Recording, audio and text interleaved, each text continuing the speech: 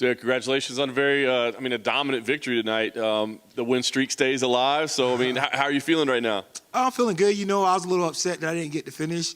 I thought my ground and pound and get it done.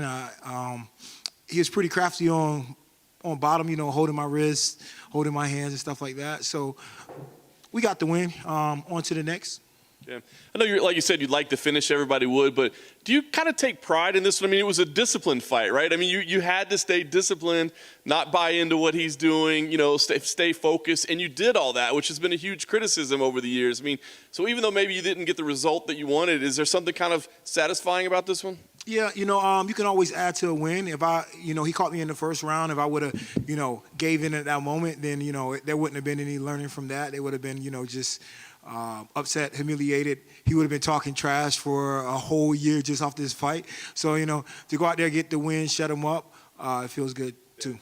You said you got that, you got rocked in the first, and you kind of had to put your hand on the ground and stand back up. Was there like a mental check, like I've got to gut through this, or how hurt were you? No, I wasn't too hurt. He just caught me with a good one. I was a little off balance, but I knew where I was at. I was able to clinch him up. And it's funny, every time I grab a guy's leg and go for my high leg, guys like to punch from there. So that's an opportunity to sweep their leg out. But at the same time, I got to be mindful in that position also.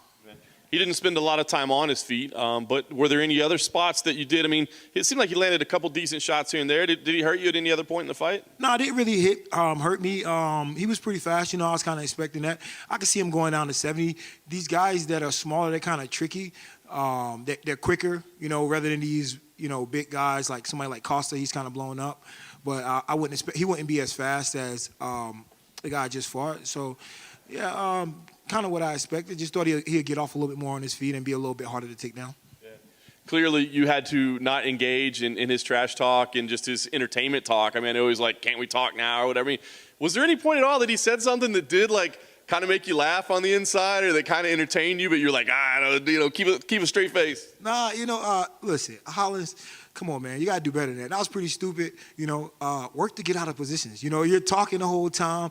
And, funny, I was going to talk back to him during the fight, but I'm like, this guy's just stupid. He's just standing. He's just laying here talking, not improving position. So I just let him, I didn't want to break his rhythm. Just let him keep doing his thing, so. Yeah. It was kind of wild, in between rounds 1 and 2. He spent the entire between round talking to Habib.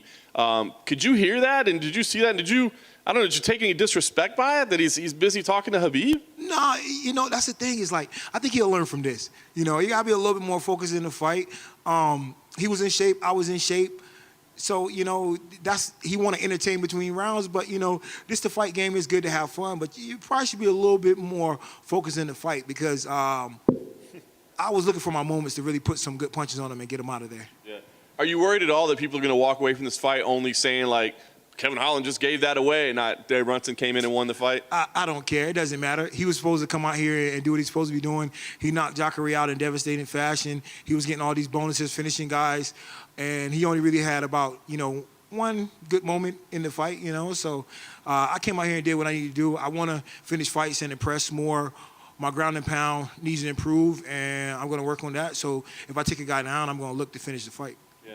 I didn't get to see your post-fight interview, but it sounded like you had Paulo Costa was the fight that you won next. Why is that the fight that you think makes the most sense? I can't say I was really too excited about this fight.